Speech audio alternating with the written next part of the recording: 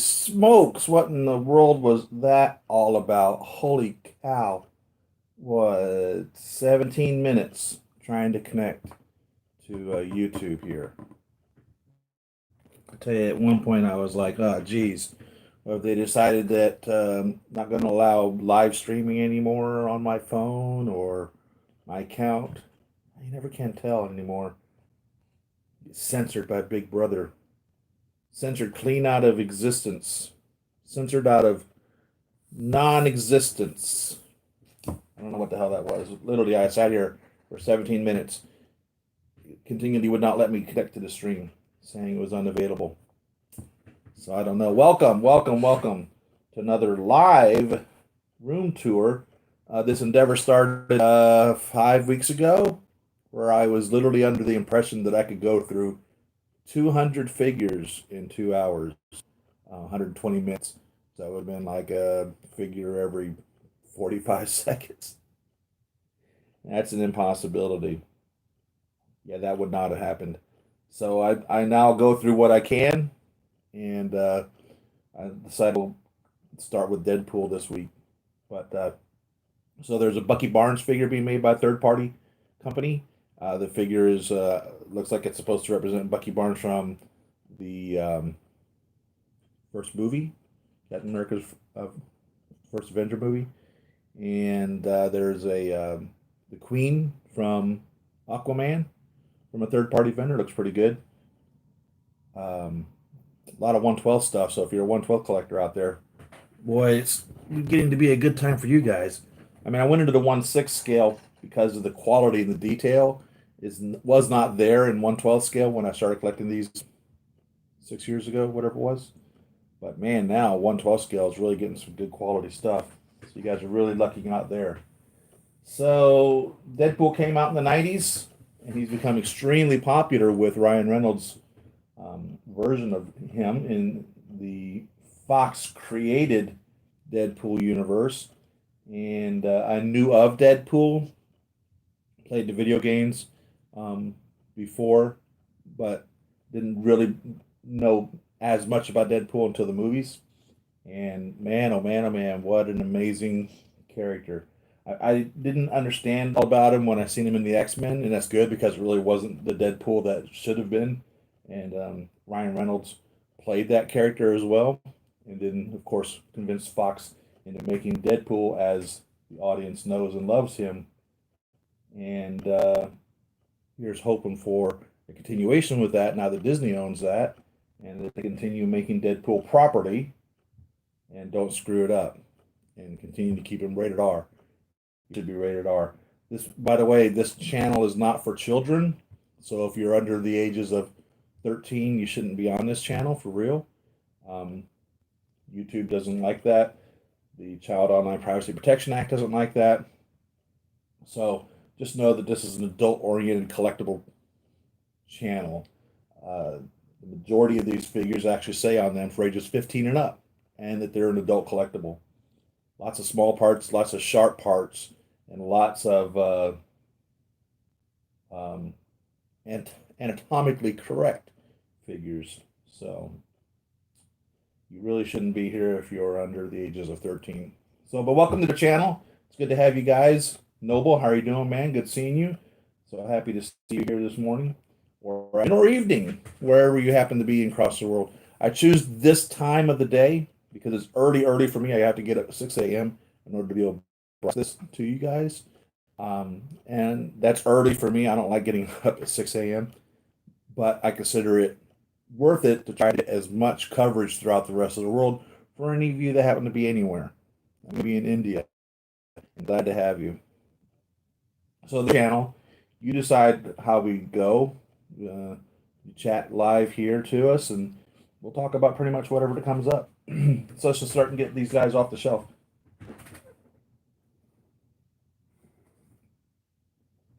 The sideshow Deadpool, and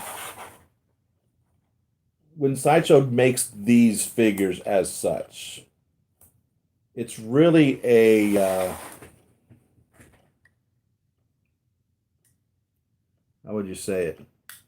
It's not necessarily specifically any one character. Okay, it's an artistic rendition of many likenesses of a character. So this could be from the comics, from the video games, from the movies, and it's an artist rendition of. So it may or may not necessarily reflect directly what you may or may not have seen in a game or in a comic featuring Deadpool. This one is still available brand new from Sideshow, 1/6 scale figure. He's not bad, and considering that Deadpool exists on every single Marvel Earth that there is, you could add him to your collection and not feel as though you've sold out for something that doesn't really fit into the storyline. Even if you're a Marvel MCU collector only, he still goes along with all of that. Deadpool is one of the few, I think probably the only Marvel character who has specifically gone out there and just kicked everybody's ass. Deadpool versus the World, I think, was the series.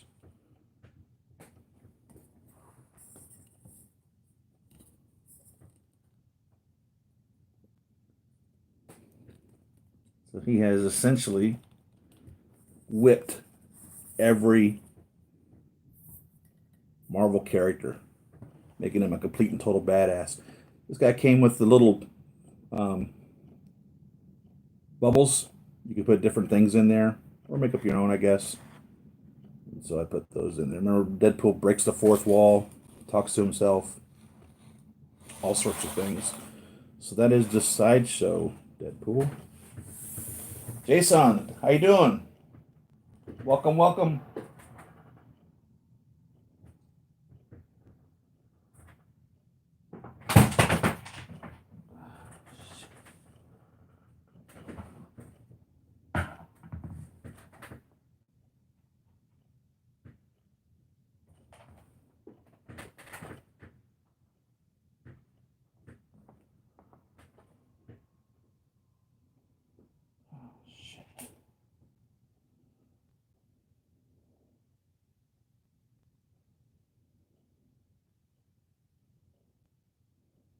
Gosh dang it, just dropped a head pool and broke his little propeller off his hat.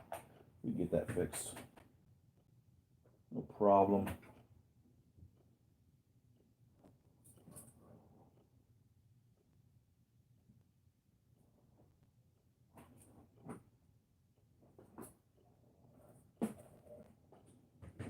So the first Deadpool from the movie came as such. Well, not actually.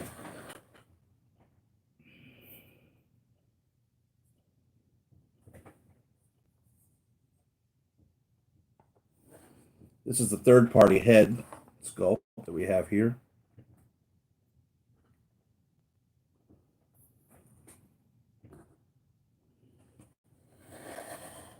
I don't remember who made the head sculpt, but they didn't give us a head sculpt as such. Pretty good likeness, I believe. Also, um, because Deadpool has the ability to break that fourth wall and communicate with us throughout the filming or even the comics, or especially the comics is where it started really. Um, he also breaks the fourth wall here, so he's not figure, he's not human, and so in my world here, I theorize that he's been going around snatching up the junk off of the other characters. So anything that I don't know what to do with, that's like extra, I put it on Deadpool. So he's got the little goggles from the Red Sonja steampunk. Got a little baby Groot. His little unicorn came with Deadpool too. I think that's Anakin Skywalker's lightsaber, if I remember correctly. So he's got his collar, little advanced suit Spider-Man there. Little rubber chicken that came with the Lady Death. Oh, and a little pistol from Red Sonja Steampunk. Yeah, I love this figure. This one was, it took a long time to get to me. I mean, a really long time to get to me. What happened was the original ones that were released, they started having these fraying issues at the wrists. And so they quit distributing them until they could resolve that. And this is a second batch Deadpool. And you can see there's still something going on there, right? At the wrist area there. So, um, evidently it wasn't totally resolved. I just now noticed that. I imagine because I have his elbow bent, it's pulling on that material.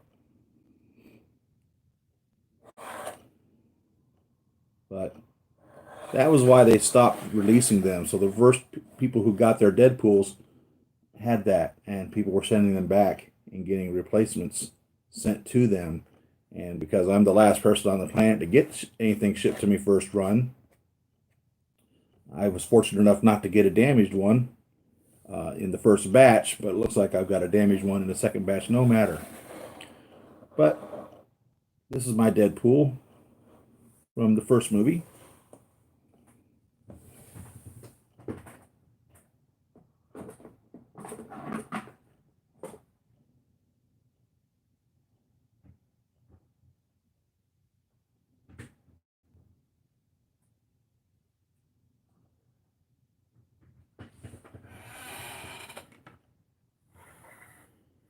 And this is Deadpool from Deadpool 2, except the Chronotron on his wrist is made by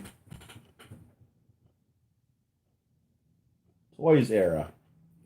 So this came from the Cable figure because I thought it was a better quality time traveling device from Toys Era than what Hot Toys gave us. So Cable's wearing the Hot Toys device, and Deadpool is wearing the Toys Era device. But this is Deadpool 2, so his suit isn't riddled with bullet holes.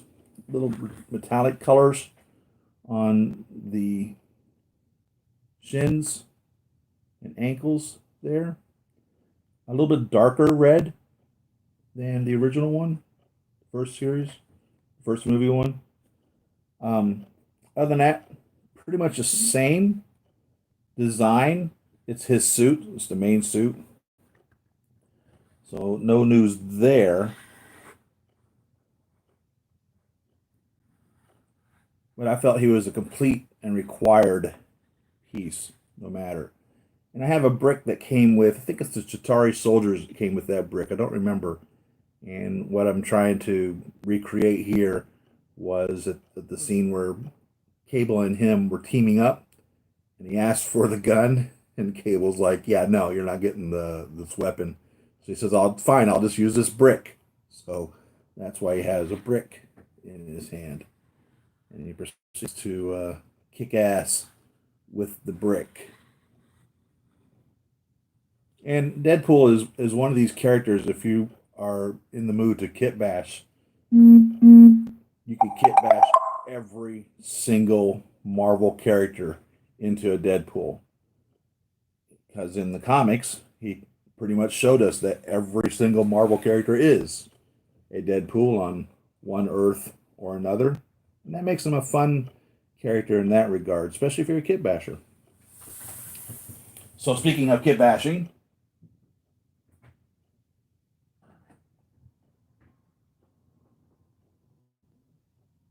Gentle Giant made a 1/6 scale collection of Deadpool busts a few years back.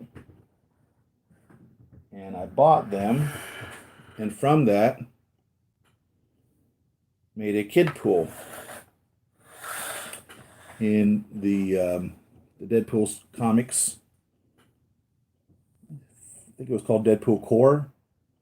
The as he is meeting up with or discovering all the other Deadpools throughout all the other Earths, Kidpool becomes one of his more trusted allies in that group.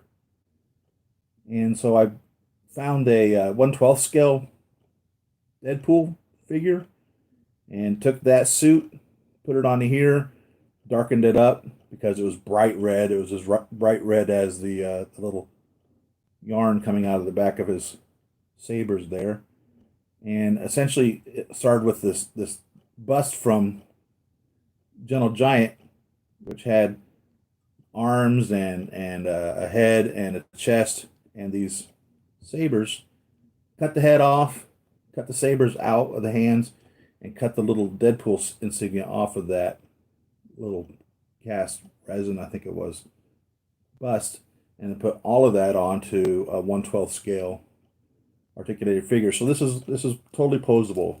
You can put him into any position that you want. He's no longer that resin bust that he was. It's not a bust on legs. It's a head and arms on. It's a head and with the sabers. What you call them sabers? They're kind of like lightsabers, the swords that he uses, that were made by Gentle Giant on this body.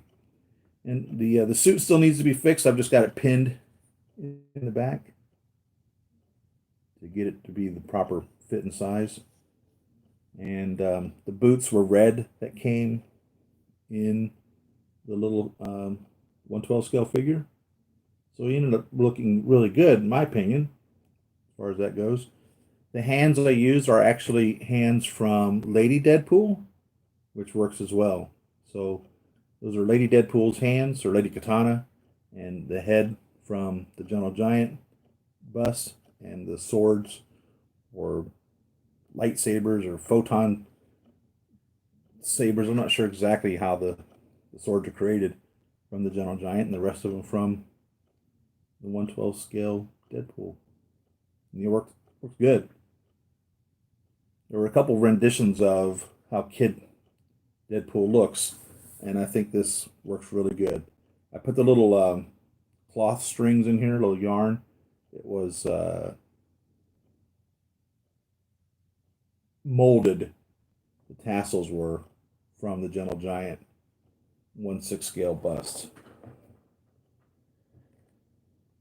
Sunny day in the UK. Wow. Is that a rarity? I guess is my question. I'd heard my entire life that it does a lot of raining in the United Kingdom. So my wife says that's no longer the case, that it doesn't rain there all the time. And so I'm curious, is a sunny day a rarity, or are sunny days the norm and a rainy day is a rarity now?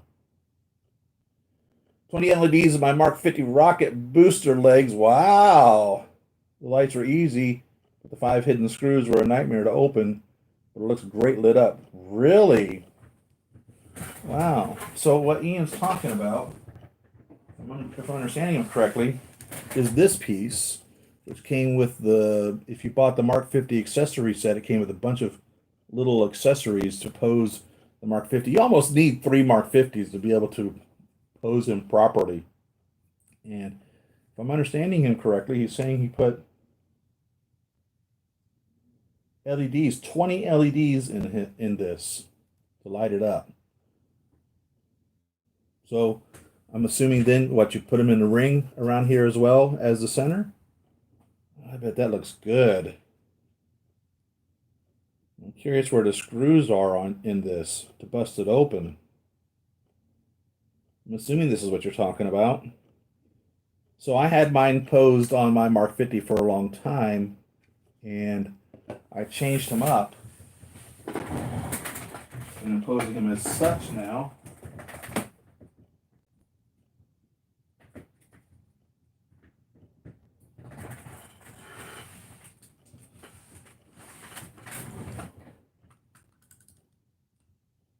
With the accessories as well. This came with the Mark 50. This portion did when you bought the Mark 50. But these legs and these arms, I believe, were all part of the accessory pack. So this is how I have him posed. But I had him on this originally, just blasting straight up on this. I thought that was really cool. But now I wanted to have him as such. So yeah, I'm curious. how that all came apart, Ian. I really am. I was really disappointed that none of these, the accessories that came, light up.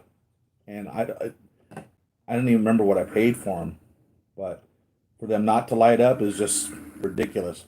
On the other side of the coin, I don't like any of my figures because the fact that batteries they blow up, they just don't last, and you certainly don't want your batteries blowing up in your figures. While I'm sitting here, I'm going to fix the little propeller.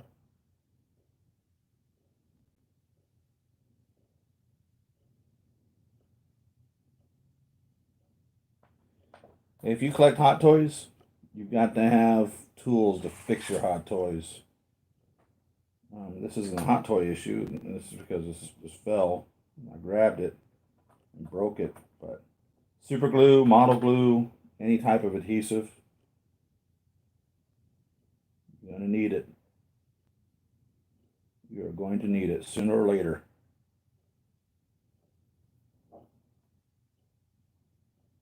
Fact, not fiction. So, Ian, that's exciting, man. It is exciting.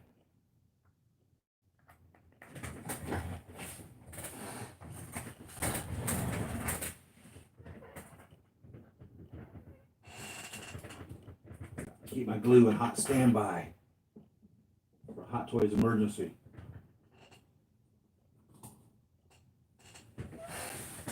And like I said, actually, it's not only just Hot Toys figures.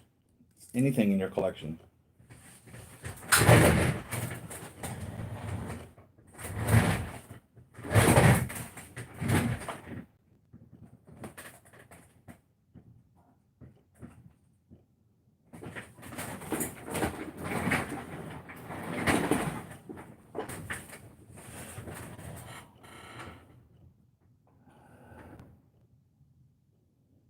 Yeah, you're welcome too.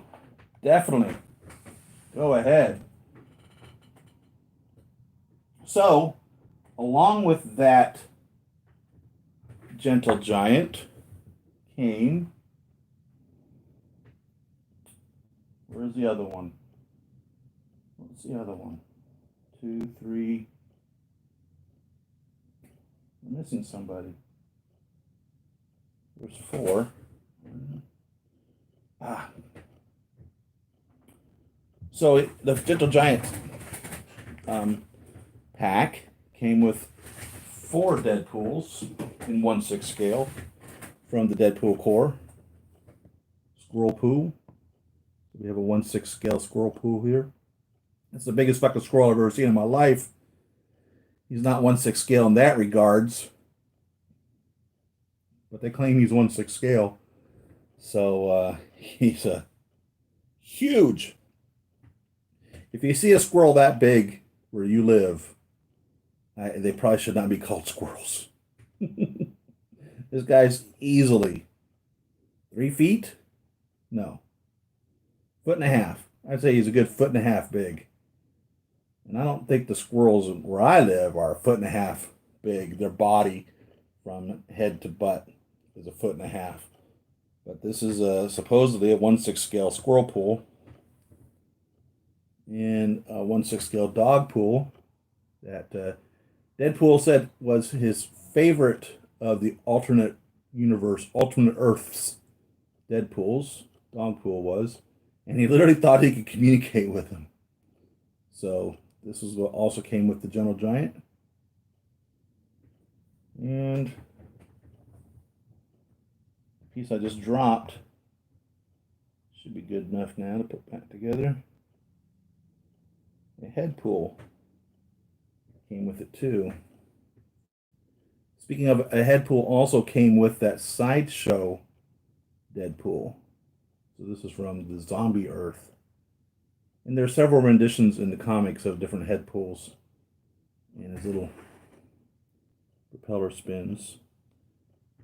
Knocked him off the shelf and the propeller busted apart, so I just super glued it back together. I had in his mouth one of the little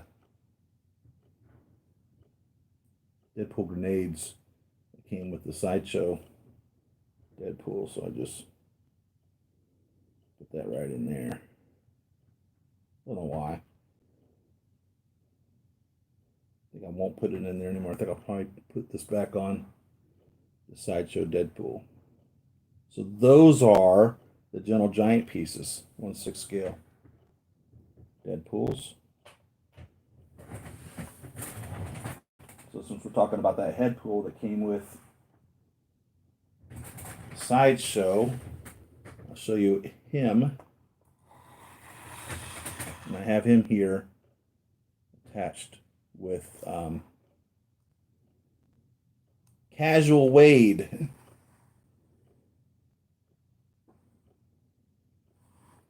Camera seems a little, the light seems a little bright.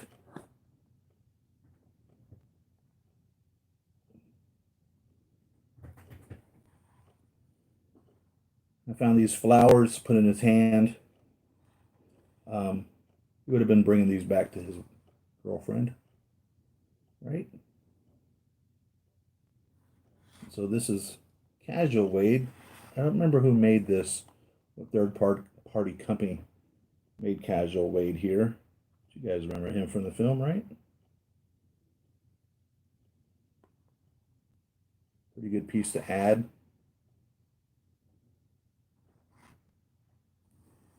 Mr. Avocado Head and the 1/6 scale head pool from Sideshow Collectibles. I put in his hands a little mask from, I don't remember if this was from, I don't remember if this came with, I think this came with this figure, the mask. I don't remember. Or if it came with one of the Hot Toys Deadpools. I don't remember, I'm sorry.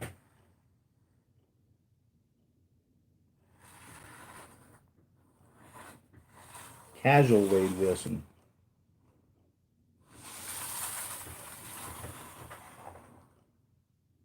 A welcome and necessary piece.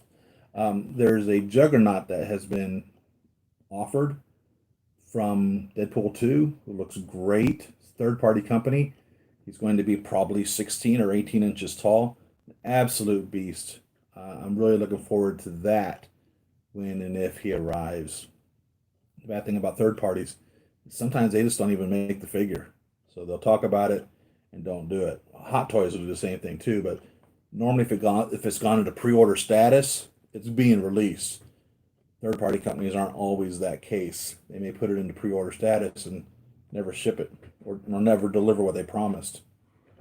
So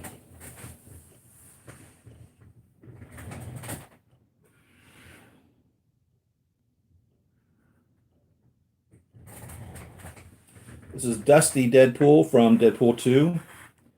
Kind of a throwback from my understanding of the X-Force, paying a tribute to that, because his suit then I think was black and gray. Deadpool experts out there would be a lot more knowledge in regards to that. But this was offered by Hot Toys. It's supposed to represent him after the fire and explosion where he was just covered in soot and ash and whatever else. And it works good. The only complaint I had with this was in viewing the movie, the belt buckle never got covered in ash. The belt buckle they provided for this figure was totally covered in ash. So when I was building my kid pool here, I used the ashen covered belt buckle and belt and put that on him. So this is the belt buckle from Dusty Deadpool, covered up with a little piece of Deadpool from I think the 1/12 scale Deadpool that I had, that is glued on the front of the belt buckle to more accurately reflect the belt buckle that Kidpool wore. And then I ordered a Deadpool belt buckle from the original Deadpool.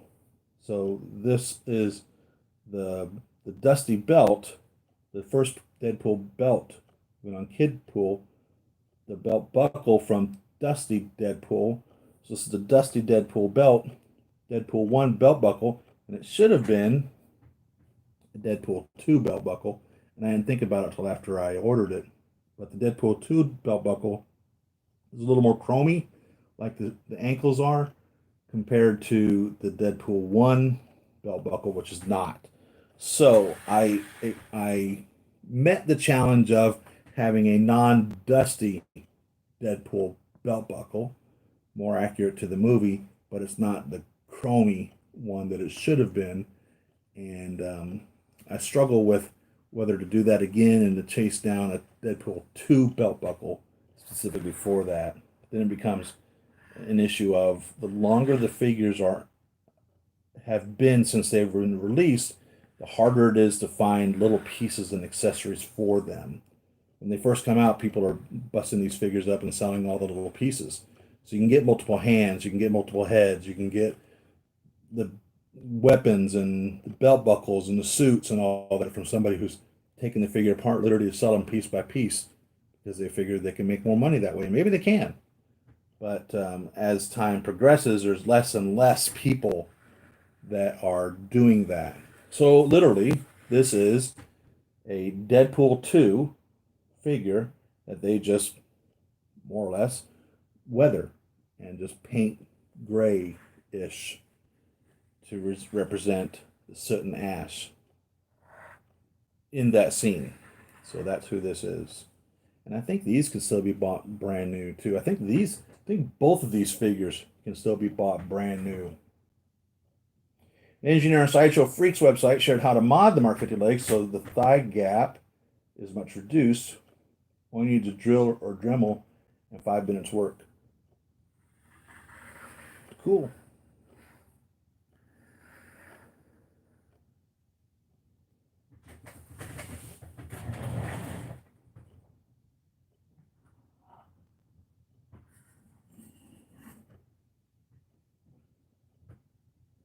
There's another dog pool that I bought. It's plastic, 1/6 scale, non-articulated figure. And I forget who made this. Um, and again, he just has a little hand grenade from the Sideshow Deadpool. But I like Dogpool. This was a pretty good rendition of him as well. And I believe I bought this one before I had bought the Gentle Giant. I don't remember who came first, the chicken or the egg. But this is another 1/6 scale Dogpool.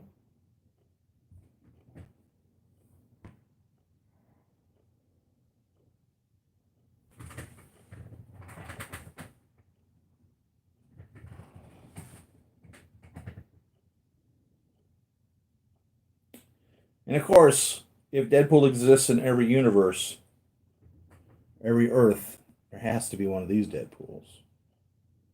And if I remember correctly, I think that this says, "Here I am," more or less.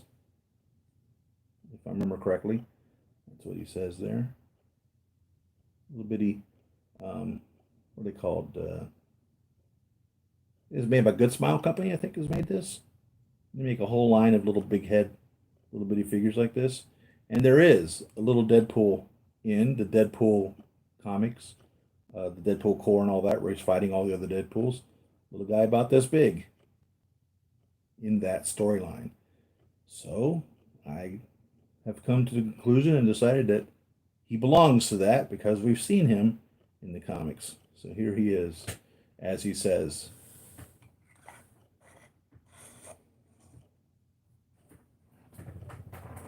And of course, although this has never been in a comic, you gotta have a Pokemon Deadpool, right? Deadpool Pikachu? Why not? Why would there not be a Pokemon Deadpool?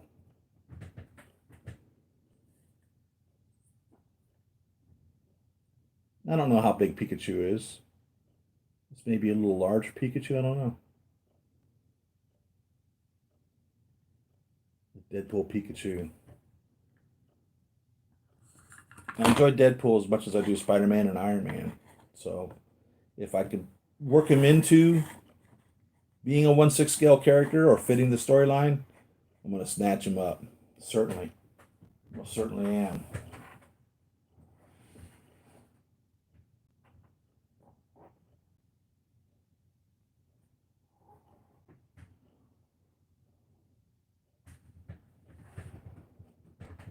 Which goes to one of my favorite alternate Earth Deadpools, Lady Katana.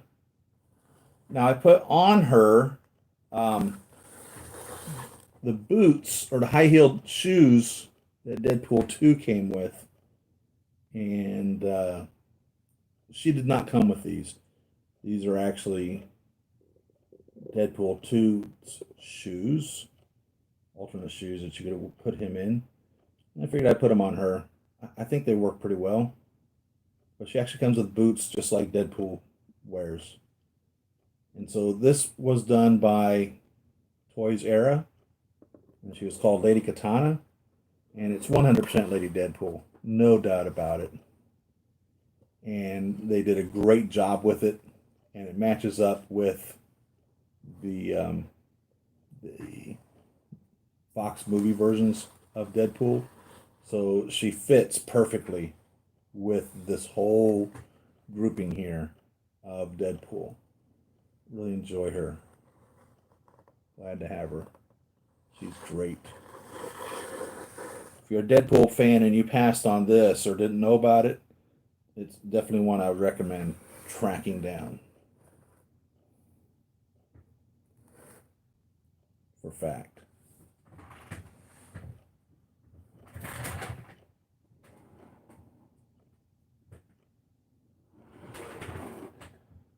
Another Toys Era. They called this one the Steel. And he is Colossus from the Deadpool movies. Remember, they also had a Colossus in the X-Men franchise who wasn't very colossal. This was definitely a great Colossus. You can see the scale size comparison between the two. And he came with the handcuffs, and you could buy then, came with the middle finger that Deadpool gave him. So I got him holding that up.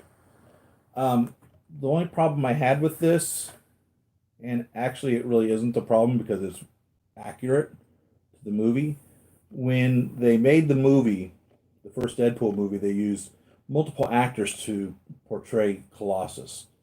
And when they did such, his arms just aren't the right length to the way that they should be to your body.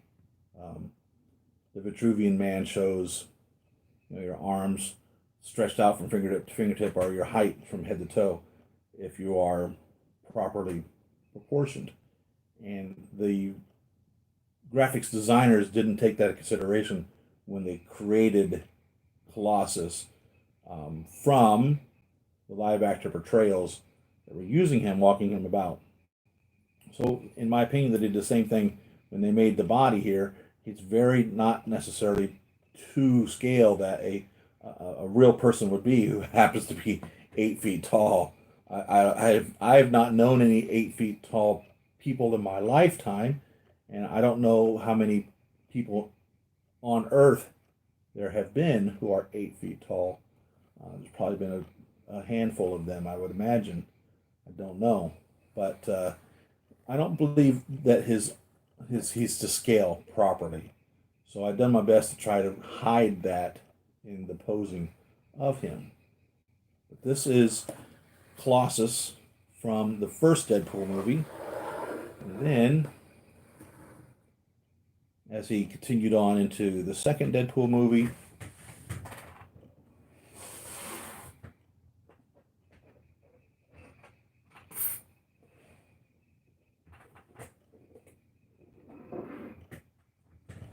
they released the Steel 2. He's a little bit taller than the first, and he appears to be properly proportioned now, and they also fixed that in the movie as well. But so here he is from Deadpool 2, and here he is from Deadpool 1, and a good faithful reproduction of that from the movie.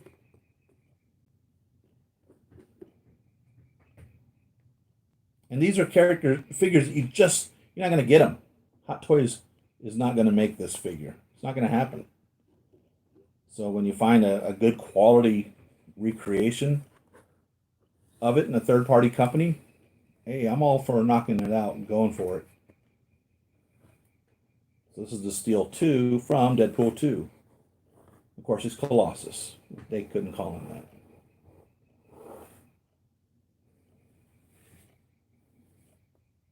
He's properly proportioned. He appears pleasing to the eye. I don't look at him and see that he's off in any capacity. He works. And then finally, along the Deadpool line,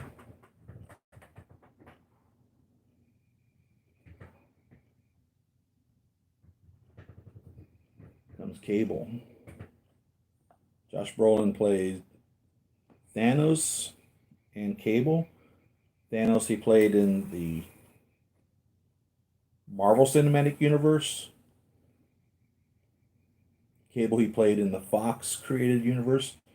Marvel Cinematic Universe I think is Earth 199999, and the Deadpool created universe for the movies was TRN 514, I think. Earth TRN 514. I don't remember. So really, it's two different Earths. So, you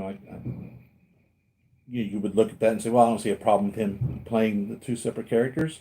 And it's so funny in Deadpool 2, they talked about that. It was just really cute how Ryan Reynolds brings that to the story. But this was the luxury version, which has a light up eye. And I finagled with the eye a bit. I didn't much care for how it turned out. Trying to make it better. I didn't make it much better. It needs some work. But it just didn't glow properly. But this guy looks great. He had the better time traveling device on his arm. So I put that on Deadpool. Because you can barely see it here. This one is the Hot Toys time traveling watch, or whatever you want to call it, chrono device on his arm. And this looks great. I'm really, really super pleased to get this Cable. Again, it's another one that will never be made by Hot Toys. So he's got his little teddy bear on his belt. Came with, if I remember correctly, it came with two versions of the teddy bear. The burnt up one and then the non-burnt up one, because as they corrected the timeline, the teddy bear got fixed, which totally goes against all theories and stories of how the timelines would actually work. If that were the case, you correct the timeline, that doesn't necessarily correct how it is in your world. This is Josh Brolin as Cable. I think they did a really good job with this guy. You can put the hoodie over his head. You can remove this totally if you want to see better his weapons and stuff that he came with in the arm. Really gave him a lot of neat accessories. Really like this guy. And then I have a little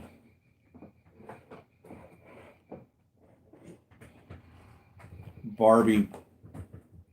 Because come on, why wouldn't Deadpool use a Barbie wardrobe to store his stuff, right? But I have purchased with Deadpool a little Ferris Bueller's Day Off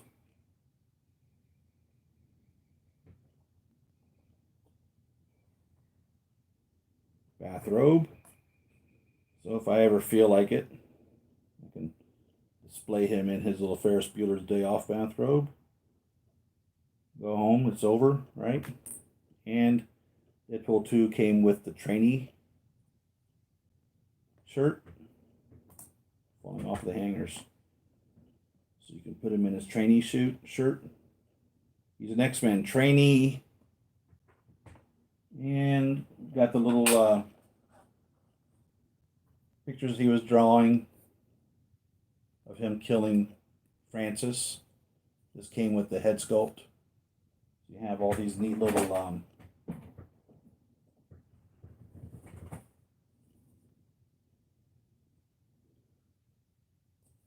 Deadpool drawings that he was making of Deadpool killing Francis. And that came with the little third-party head, if I remember correctly. There's 4 of them.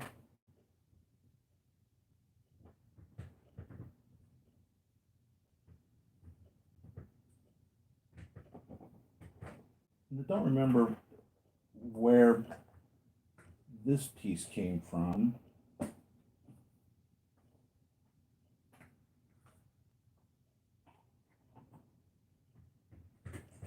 Dang it.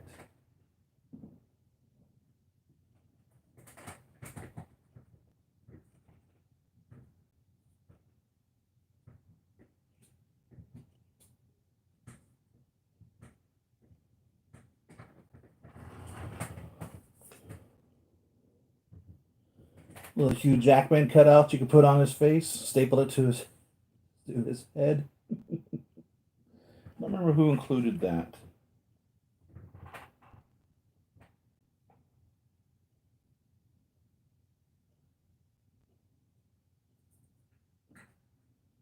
And also with Deadpool 2 came the little skee ball token, which is way oversized. It should not be that big. But with the 1/6 scale arcade games that I bought, they did come with properly sized tokens. So to give you a comparison here, what that should have been sized properly as. There you are.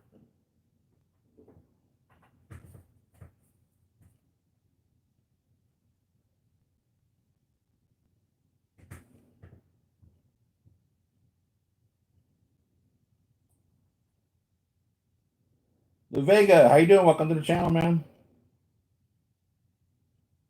Save on, Mason. How you doing, man? I love saying your name. Sounds so cool.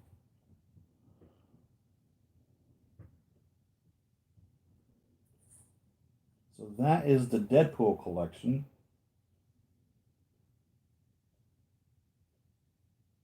And literally, if money were no object, I would buy an alternate every Marvel character that came out and turn them into a Deadpool. I'd just kit bash the hell out of them.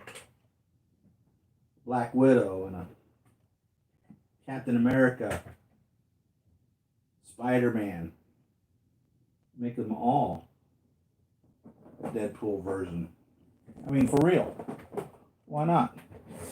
You could literally just purchase every one of these figures and make a Deadpool version of it, and you'd be fully within canon. You can just have a blast with this. Turn your entire Marvel collection into Deadpools. You get tired of a character, don't sell it, turn it into Deadpool. Why not?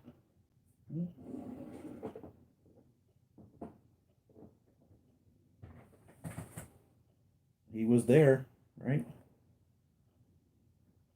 Let's get some of these out of the way. Move on to someone else.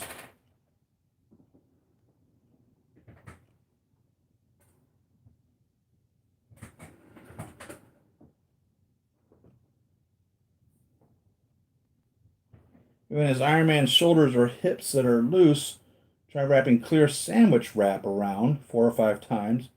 Pop the limb back on it. Really works and cannot be seen. Anything to cause a filler for that gap, it sounds like, is the solution, right? To make it stick together. And the saran wrap would keep from damaging your figure. It's not doing anything that could affect paint. It's a pretty good idea. Thanks for sharing that, Ian. It's good information.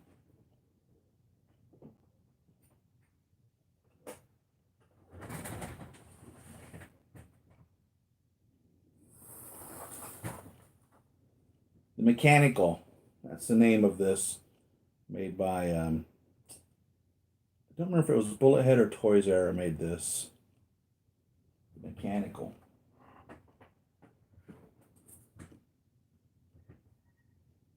Make some room here.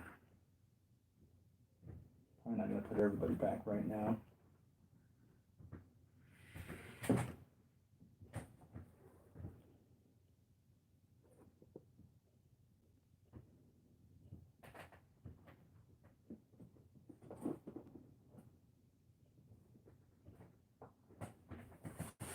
So what I will go to, I think I want to do the War Machines. So let me go get Mark 1.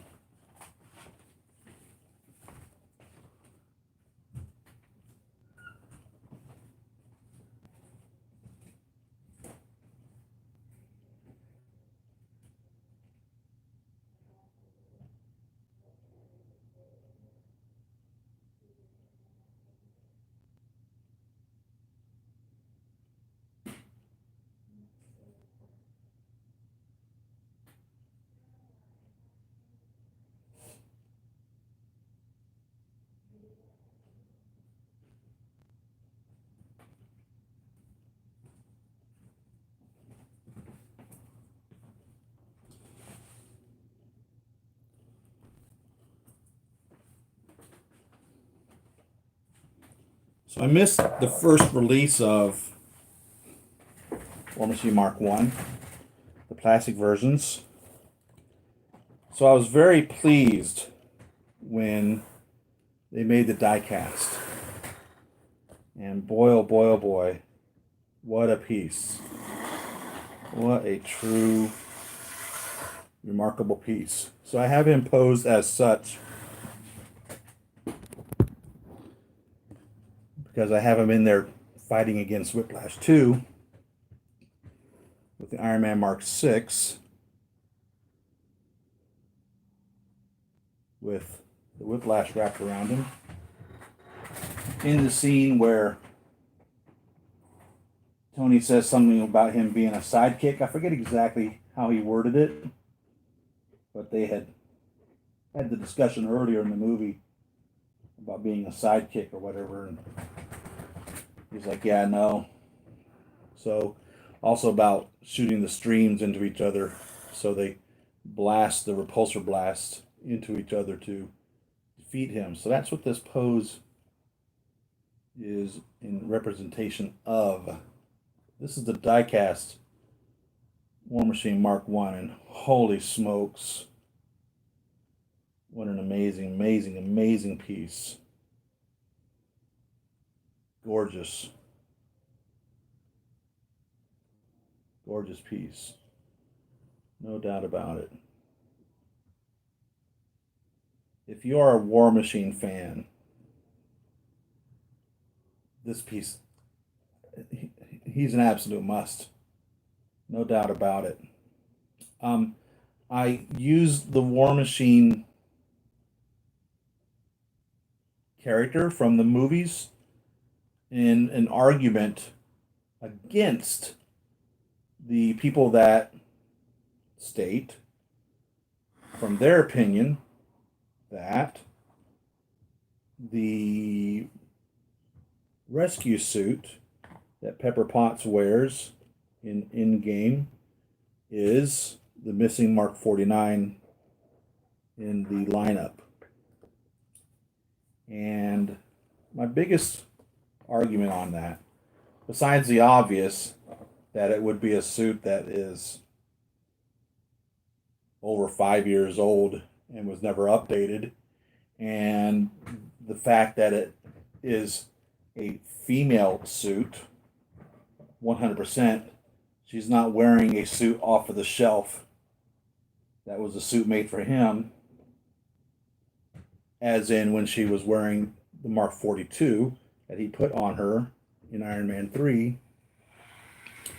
But all of the War Machine armors have on them the number of the model of it, the mark. And we know that the first 7 suits were numbered Roman numerals. In the Hall of Armor in his basement, he had Roman numerals. We also see in Iron Man 3, the Mark 42 had on its forearm 2 digits in Arabic numbers, 4 and 2, MK42, or I think it actually, yeah, it said MK42, whereas the 1 through 7 say MARKI, MARKII in Roman numerals. So the numbering regimen that we see is the 42 is 42, not 042, not 0042, 42. War Machine is 001, not Roman numeral 1, but Arabic number 001. So that tells me that with Pepper Potts' suit that we see her wearing contains 4 digits, and it's a female suit. It's not Tony's Mark 49. It's Pepper Potts' Mark 49. I guarantee you, at either the Age of Ultron or after Iron Man 3, he started cranking suits out for Pepper. Guarantee you. When he seen her wearing the Mark 42, saved her life putting it on her. And he said he wanted to wrap a suit around the earth. He started making suits for her. Now, he made a comment to Morgana, was that his daughter's name? That her mom, never wears anything that he builds. And he's always tinkering. So it is my belief that that is the 49th rescue suit, not the Mark 49 that Tony would have had, the 49th rescue suit. And she knew how to operate that suit quite well. She commenced to kicking some serious ass in the movie wearing that suit. It is not the Mark 49. It is not a 5-year-old suit. It is not a suit that he made before the Mark 50. It is not a suit that he made for him that she is donning, because the Mark 49 would have been his suit. And there's 4 digits on it, which denotes that it's not his. He's used 2 digits on the Mark 42, so we would imagine that he would continue on with that. I mean, sure, Mark L would make sense, I suppose, if you were to think that he's trying to keep space down, because when you get into like 48 or 38, it would be MARKXXXVIII. You'd have that much space to put on his chest or whatever. MARKXXXVIII. You know? So it gets to the point of just write MK38. So I don't believe he continued on with the Roman numeral numbering of his suits. Just doesn't add up. That makes 0 sense. He showed us the Mark 42 with Arabic numbers, so I believe he numbered them in that manner. And they probably all have a number on them someplace. The only time we see it is in that scene. We don't see it on any other suit. No other suit has any numbers on it. Why would he put 49 on the rescue suit? And why would he make it a female suit? And why would he number it in his sequence?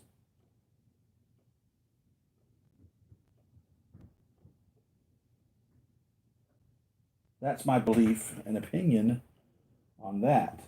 But this is part of the reason that I stand behind that, because all the War Machines have 3 digits on them. Just as the War Machine Mark II. So this one was not screen seen. There was a scene that was written for the movie that didn't make it to the movie.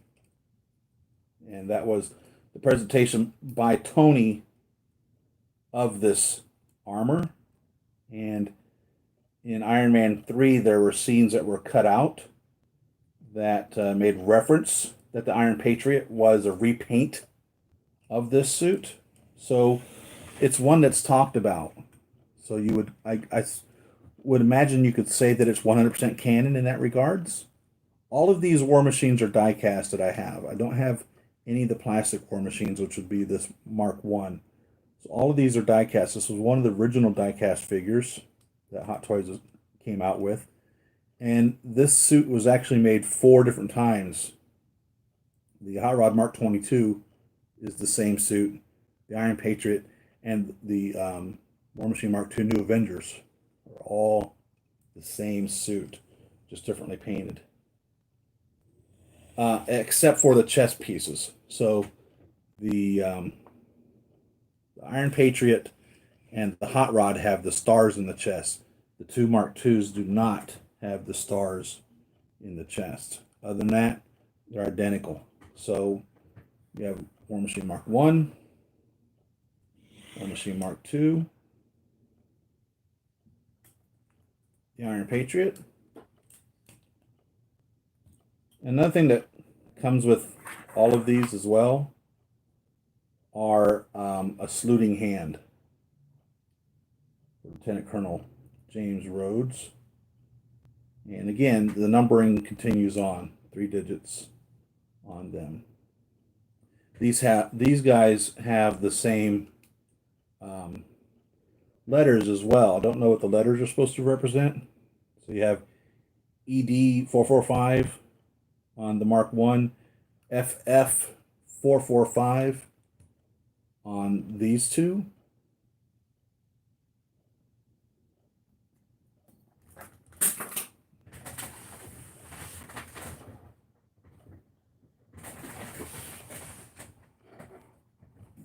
And on this Mark II, which is a new Avengers Mark II, it's back to the ED that this one has. I don't know what the letters represent.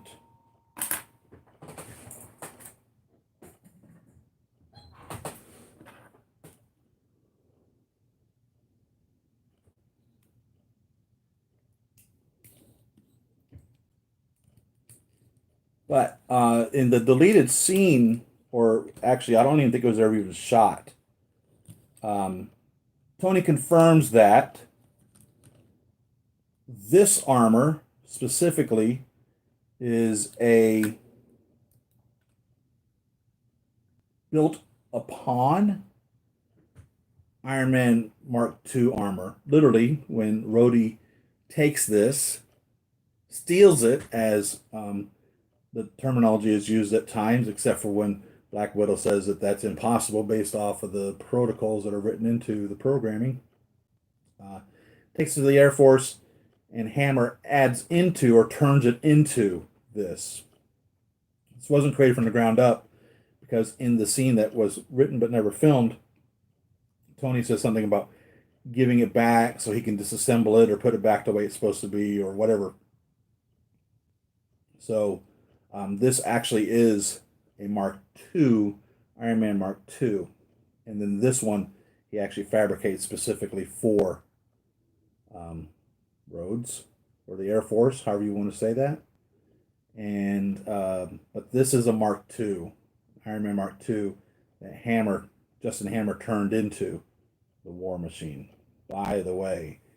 And you can find that comic that portrays that or tells that story online, and it's literally canon in that regards, that this comic was made in conjunction with the Marvel Cinematic Universe to be part of that. It's not screen seen, the story, but it is stated that this is the fact of the story. It's a side story to keep up with what is actually going on. So I was commissioned to take a die-cast Iron Man Mark III suit, turn it into an Iron Man Mark II, and throughout the process of doing that, the requirements of the commission continually changed. I ended up having to continually paint over and over it again because of modifications that were made to the final product per the request of the customer. And it just got so badly inarticulated, and the color is just so off that it was perfect the way it was done originally when I first had that first layer of paint on it. And then it got to the point of, no, I need the pose to be changed. I don't want it in that pose. I want it in a static figure, and I want it to do it like this. And And as I continued to having to get the paint layered onto it, just became so many thick layers of paint that it's a mess. So I have a War Machine Mark II, an Iron Man 2 that I fabricated from an Iron Man 3 and drilled all the little holes on it and the whole 9 yards, and painted it silver, and I gave the customer his money back on it, apologized profusely for not being able to deliver his product to him, and then just kept it. Um, and A lot of work doing all of that. And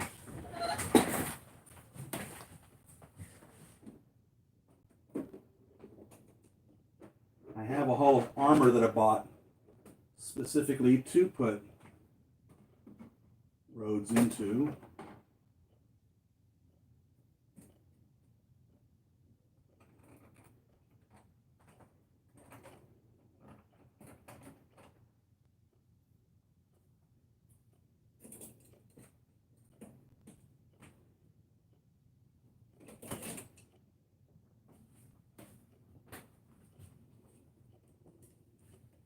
Here he is.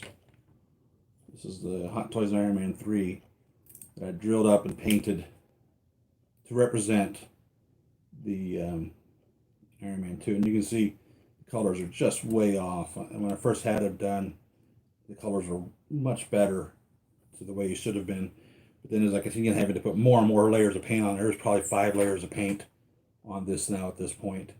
He's just a mess.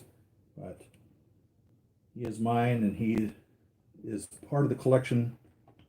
And the hardest thing as well was drilling all the little holes throughout the body to match up Iron Man Mark II. So that is that. Then we have the Mark III.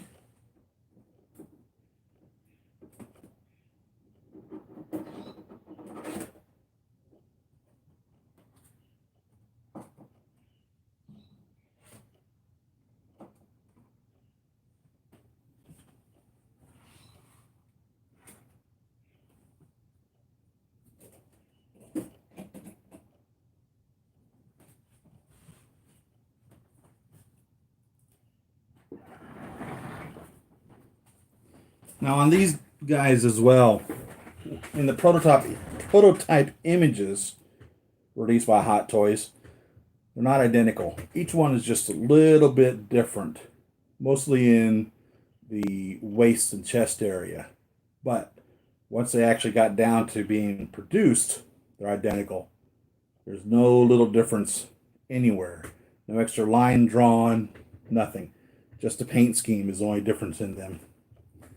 But the prototype images, if you were to study the images, you'll notice there's a slight difference all 3 of these. Which it didn't happen. It didn't happen at production. So there's no difference. Except the star on the Iron Patriot and the Hot Rod. And the Hot Rod did not come with one of the laser cannons either. Other than that, no difference in the manufacture or creation. Same thing happened with the Mark 46 concept. The prototype figure, there's like, I don't remember how many pieces, 3 or 4 areas, the thighs and the biceps, that were designed to be different, to separate it from the other Mark 46. Once it went into production, there's only one difference, and it's in the thigh.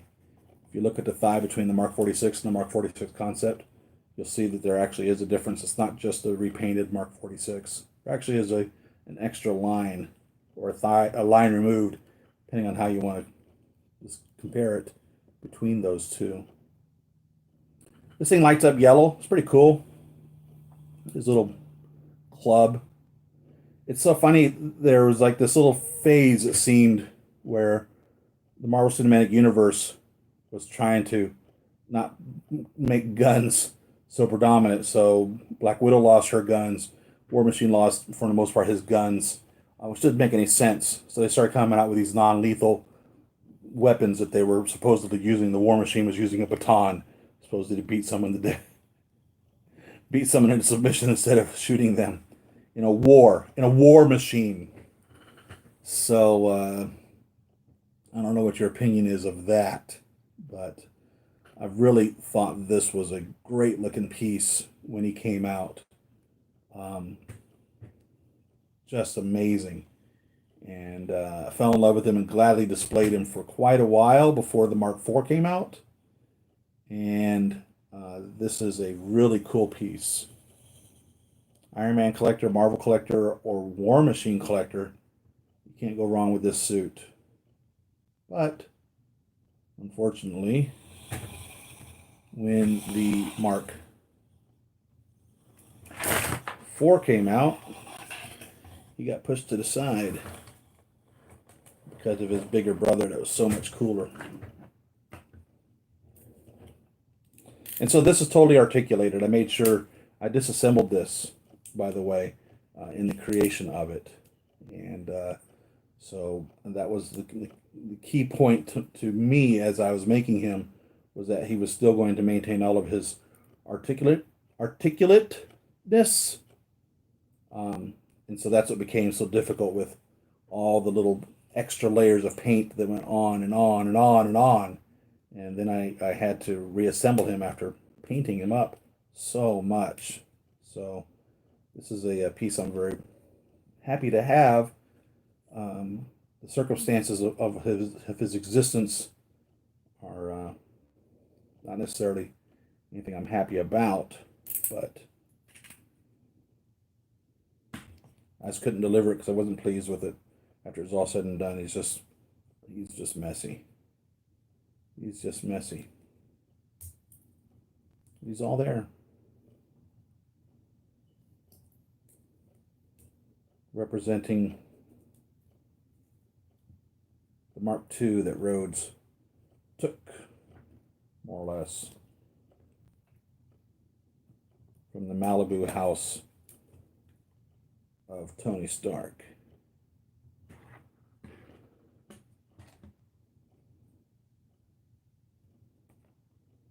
So next War Machine, I think we already talked about him before when we were doing the Avengers. Continue talking about him again this time. The current released War Machine in his digital camel, the Mark IV. So if I remember correctly, the Mark III was from Civil War, which is where he broke his back.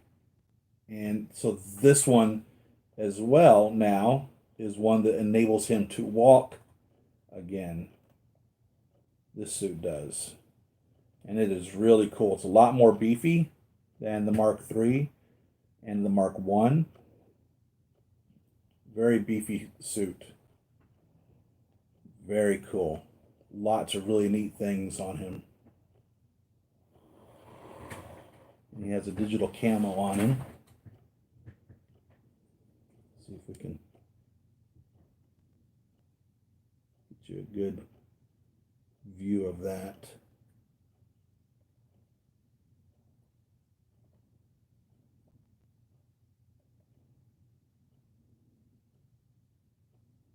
He looks great.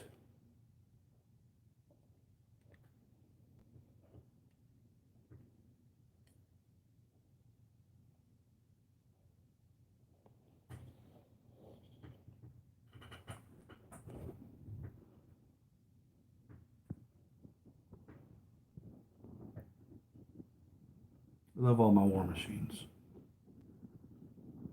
004. The only War Machine I haven't seen announced or released would be his quantum suit. He truthfully needs one. He has a quantum suit created out of the Mark V, I believe. So why Hot Toys hasn't given us one, I have no idea. I mean, hell, they're going to give us a Neon Tech War Machine Mark One. Give me a freaking break. They're going to take a Mark One, paint it black, and put yellow stripes on it, but they won't give us a Quantum Realm suit. Come on, that's asinine for real. That's totally and complete asinine. If it's the Mark V or whatever suit that it appears to be from the movie, and you're going to repaint a Mark One with black and yellow stripes, You're gonna tell me you can't take a Mark V and paint it into the quantum realm?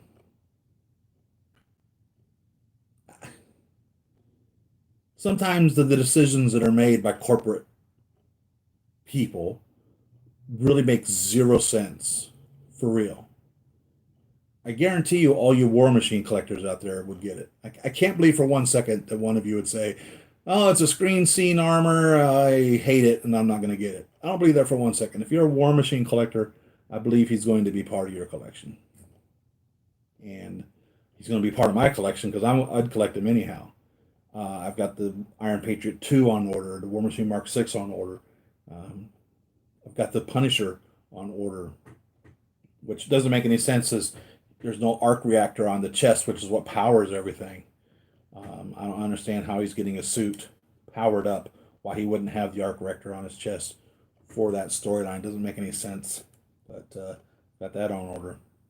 Got notified by Sideshow that the Hulkbuster Jackhammer arm is coming soon. So that'll be interesting. Robert, happy Saturday. Which War Machine has the best likeness to the actor? Always the most current one. It seems that you'll sit there and look at one, you know, from back then, the Mark twos, and you look at it and like, God, that looks so much like Don Cheadle. And then another one will come out and like, oh my God, look at this, they've nailed this. And then the next version will come out and it's like, holy smokes, look at this. With each progression, they just get more and more accurate. Now, here's the other side of that coin is over the 10 years that Don Cheadle has been playing War Machine, or 8 years, however long it's been, he's aged. We've all aged. And he becomes an older, more mature character as well. So the likenesses change from that also, as in Robert Downey Jr.'s characters of the first rendition of the Tony Starks. They are not necessarily as high a match or close a match as they are now, but also he's an older man, an older character in the movies, 15 years older from Iron Man 1 to Endgame. 15 years has passed. So 15 years will age you a lot. I don't care who you are. But always the most current one has the best detailed likeness. It's so funny. If a handful of years back, you would look at him and you would have to, sometimes you'd have to sell yourself that you're looking at that right character. So, yeah, I can see Robert Downey Jr. here. Yeah, I can see Scarlett Johansson here. Yeah, I can tell that this is who this is supposed to be. But nowadays, you look at it and you're like, holy smokes, this is like having a little 1/6 scale version of the real person. And each one just becomes more and more accurate. The artists that paint these characters, Ely Painter, for instance, is one of the ones that comes off the top of my head real quick, are absolute masters at this. And each one of these head sculpts is hand painted by her or him, whoever it is that is assigned to create that figure, that head sculpt. Each one is hand painted. So each one truly is a unique work of art. You know, she's putting the eyes on there and eyebrows or whatever else that's on there. Each one is hand applied. Now the bodies and all that would be mass created and mass painted, but the head sculpts are hand painted, and they say that on every release that each one is hand painted, which makes each one a true unique work of art. Mine would be not the same as yours, even though as she's doing hundreds or even thousands of these. I have no idea how many they're making. She's going to be putting it in the same spot. She's going to be painting it the same way. She's not necessarily, in my opinion, I don't know, making a specific change to each one, but they are hand painted. Each head sculpt is hand painted. But every one that comes up is better than the one before. Every one of them are.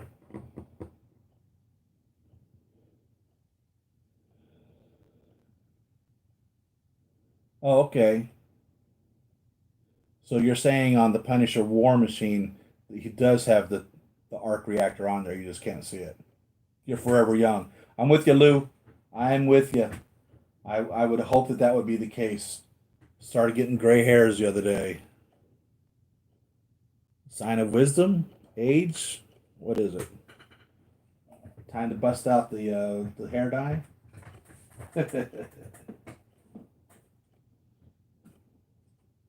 So these are the War Machines. Excellent piece of the collection. What time is it? 20 minutes? Who shall we talk about for 20 minutes?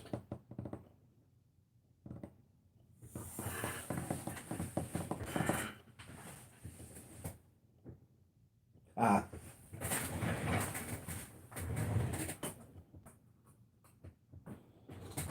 One of you guys gave me this figure, and thank you very much. I love it. And he was one of my favorite. He is probably my favorite Star Trek character. Um, he commands respect without demanding respect. Jean-Luc Picard. I like the scene, the episode where Geordi and um, Roe, Ensign Roe, were essentially cloaked or phased out of existence. And as Geordi walks into the captain's ready room, he pardons himself, totally invisible, and the captain has no idea that he's there.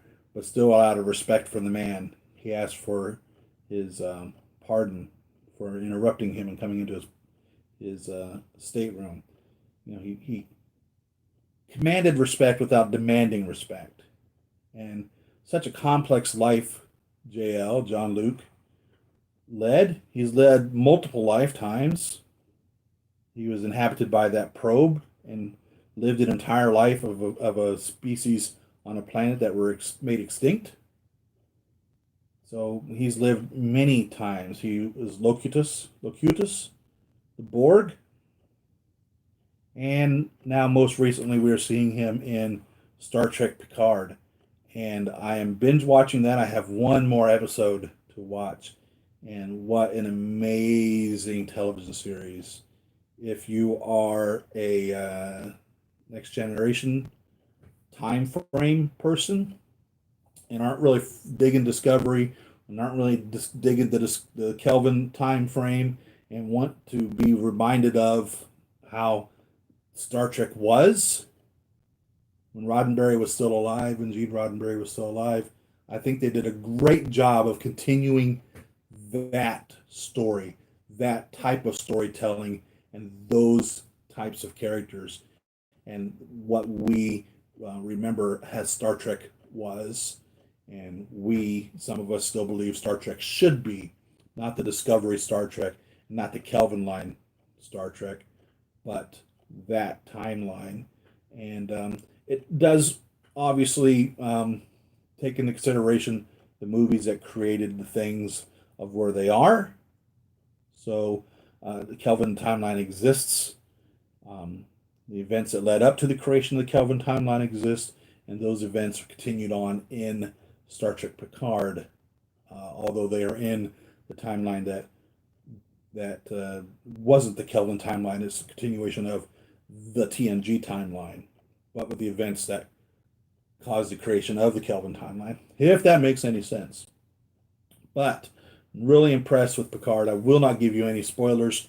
If you're a Star Trek fan, specifically if you're a TNG Star Trek fan, or that whole timeline, it's a must. It's an absolute must. If you're new to Star Trek, it's a great story. No matter, you don't have to have any Star Trek knowledge on at all to understand what's going on. They give you enough of the descriptions or backstories of characters to make you understand who it is that you're seeing. It could truthfully be viewed as a standalone. You don't have to watch it and have any knowledge of anything prior to this to understand what's going on. But it's also not a dumbed down version telling you everything that has to be explained. You don't. It's not talking to you as though you're an idiot. It's also not talking over you. It's also not giving you such technical psychobabble that you're lost or that you're not enjoying it. It's just unbelievably written, a great creation, I have some faults with it, but I'm not going to discuss those because I don't want to ruin it for anybody who hasn't seen it. We got CBS All Access on a trial for free. I think it's 10 episodes.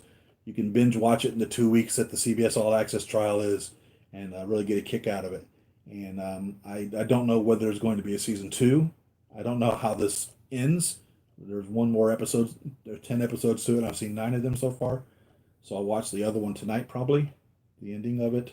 And holy smokes, what a great show. And so happy to see these characters and that story continue on.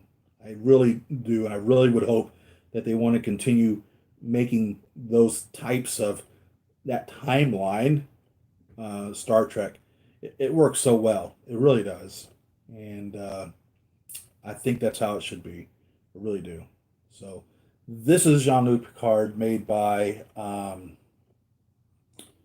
QMX, if I remember correctly.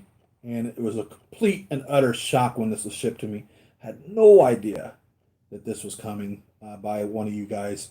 And I am so eternally thankful for it. He also comes with a phaser and a tricorder, which I decided not to put on him because I don't think we ever seen Jean-Luc, maybe a episode he might have been wearing a phaser, or maybe a handful of episodes he might have had a phaser and or a tricorder. I just don't remember seeing him and on it. I just don't think it was a requirement to just to pick the character. But I like the engineering pad that he has, which is very rare. The red engineering pads, and of course, tea Earl Grey hot in his signature coffee mug or tea mug that he drinks it out of. Those are requirements, in my opinion. And I think they did a great job with this. QMX has made a lot of the Star Trek line characters, and I would collect them all if I had the money and the space to put them. And I'm so eternally thankful to have received this from one of you. Thank you, thank you, thank you, thank you, thank you so much. What a pleasure, an honor to have Jean-Luc Picard in my collection. So, if you're a casual Star Trek fan, watch it. If you're a hardcore Star Trek fan, you probably have already seen it. And if you know nothing of Star Trek and want to watch a good series, I recommend it. It's like I said, you don't have to have any knowledge of Star Trek in any time frame to understand what the hell's going on. You don't. You don't. It could truthfully be viewed as a standalone. They tell you enough of the world and enough of the characters to be able to understand what's happening without knowing nothing, without knowing a single thing about any of the characters. You can watch it and get everything that's going on.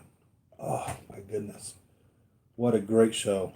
And such a shock to see where they took it and how they wrote it and how the timeline is at the point of the show, which I think was it literally is it continues on in the real time from Star Trek Nemesis and whatever else and all of that. So it's not like it's 25 or 50 years in the future. It would be, the same amount of years that passed from the Nemesis and the Next Generation, all that is where they are. It's a natural progression of things. So that's how much time has passed from the last time that we've seen Picard and with the things that happened in uh, the Kelvin storyline, more or less, through to that. We get all of that. So there you go. That is Jean-Luc Picard by QMX. Star Trek is a great story. What would you consider a very underrated figure in your collection? A figure that is probably more so than what you would expect, huh? Hmm. Underrated. Well, I have to say, not necessarily an underrated figure, but we talked about a couple weeks ago, maybe last week, is the Electro figure from Amazing Spider-Man. You could buy him for $50 when he was finally on sale. In that regards, he's a great piece for that. Probably the most underrated figure, the one that probably doesn't get the respect that it deserves besides Electro.